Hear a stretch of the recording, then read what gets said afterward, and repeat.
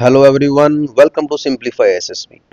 Today we are here to discuss how to improve English for SSB. Dear all, मैं ये जानता हूँ कि इंग्लिश को लेकर आपके मन के अंदर जो हाइप है वो बहुत ज़्यादा है and believe me that's very much overrated. So let's begin. Dear all, it's very easy, simple but slow process. You can learn English easily with 40 days और 40 दिन के प्रोसेस के बाद you will be able to speak English very decently and comfortably. Learning speaking a new language एक बहुत ही slow process है. सो आपको थोड़ा पेशेंस रखना पड़ेगा और वीडियो को कंप्लीट सुनना पड़ेगा. After that you will find the most important trick at the end of this video during the reward time.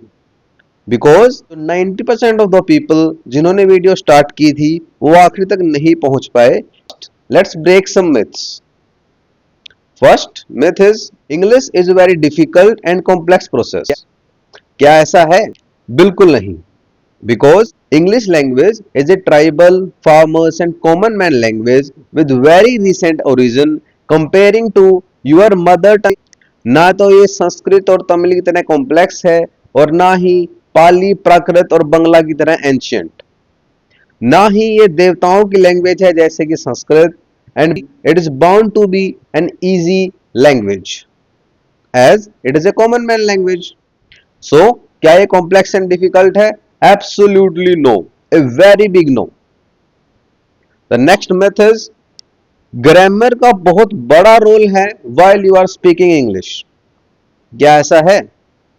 अगर ऐसा होता तो मेरी इंटेंशनली छोड़ी हुई 2 ग्रामेटिकल मिस्टेक जो मैं अब तक कर चुका हूं ड्यूरिंग माई कम्युनिकेशन वो आपने अब तक पकड़ ली होती. But you hasn't focus on it because आपका फोकस अंडरस्टैंड करने पे है कि मैं क्या कह रहा हूं. What is being said is the focus point of your understanding, not how it is said.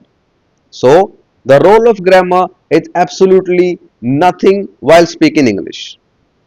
The third myth is कि हमारी फाउंडेशन बहुत स्ट्रांग होनी चाहिए और हमारे इंग्लिश मीडियम एजुकेशन बैकग्राउंड होना चाहिए अगर हमें इंग्लिश बोलना है अच्छे से.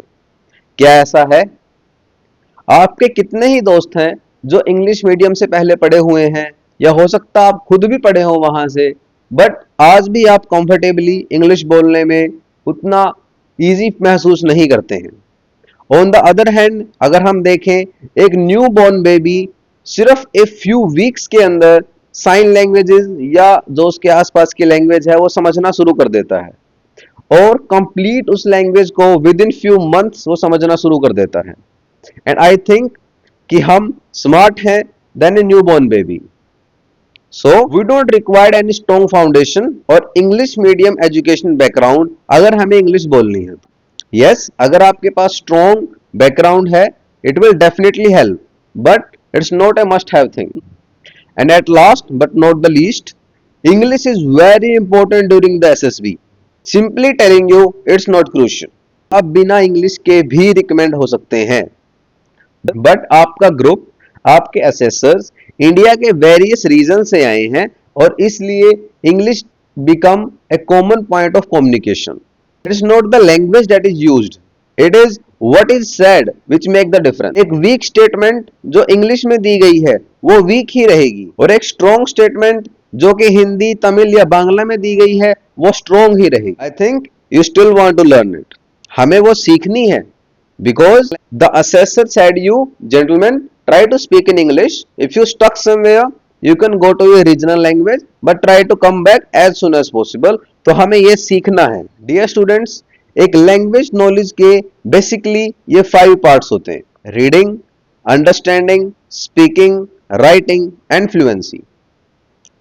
अगर आप यहां तक पहुंच पाए हैं इस वीडियो के अंदर, इसका मतलब है कि आपके फर्स्ट 2 एस्पेक्ट वो ऑलरेडी डन है, that is reading and understanding, क्योंकि यहां तक आप पढ़कर पहुंच पा रहे हैं और चीजें समझ पा रहे हैं.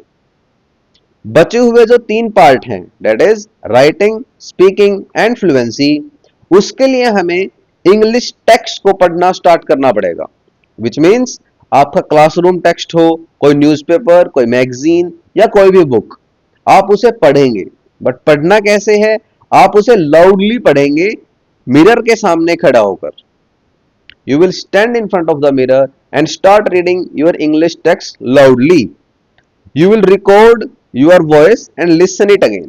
ऐसा आपको 5 मिनट से स्टार्ट करना है और कंटिन्यू करते रहना है, 5-5 मिनट ऐड करना हर 3 दिन के बाद, और उसे मैक्सिमम हाफ एन आवर यानी 30 मिनट्स तक ले जाना है।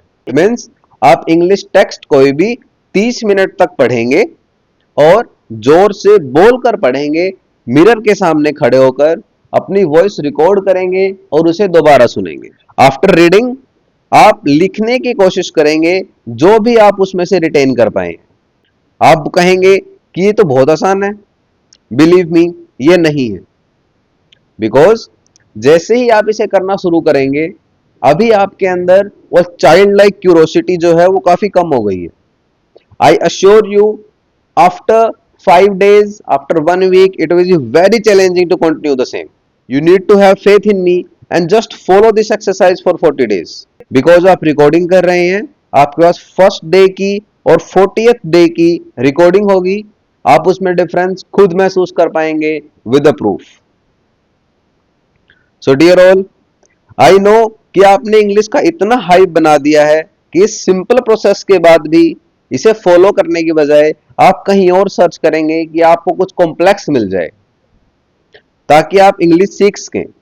बिकॉज सिंपलर थिंग आजकल इंफॉर्मेशन फ्लड के टाइम में डाइजेस्ट करनी मुश्किल हो गई है। It's not easy to digest simple thing.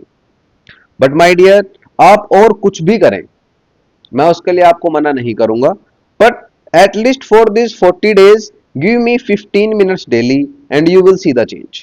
To instantly change your English speaking, just slow down your speed of speaking. Let's take an example. अभी मैं आपके सामने एक लाइन को 2 बार बोलूंगा और आपको मुझे बताना है कि where I am speaking better. Okay? The Honorable Prime Minister of India has recently addressed to the nation at 8 p.m. after Operation Sindoor success. And the second one is the Honorable Prime Minister of India has recently addressed to the nation at 8 p.m.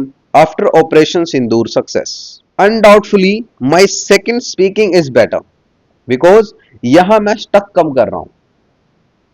But क्या आपने एक चीज realise की कि जब मैं पहले वाला स्टेटमेंट बोल रहा हूं तो मैं बहुत जल्दी बोल रहा हूं। एक the honourable prime minister of India has recently addressed to the nation at 8 p.m. After operation Sindoor. Here जो मैं अटक रहा हूं बीच में वो आप फील कर पा रहे हैं, isn't it? कि I am stucking somewhere. But in second statement when I am speaking my speed is slow and my brain is getting the processing time. तो जहां मैं अटक रहा हूं, so the place where I'm stucking, you are not able to feel it. Thank you so much.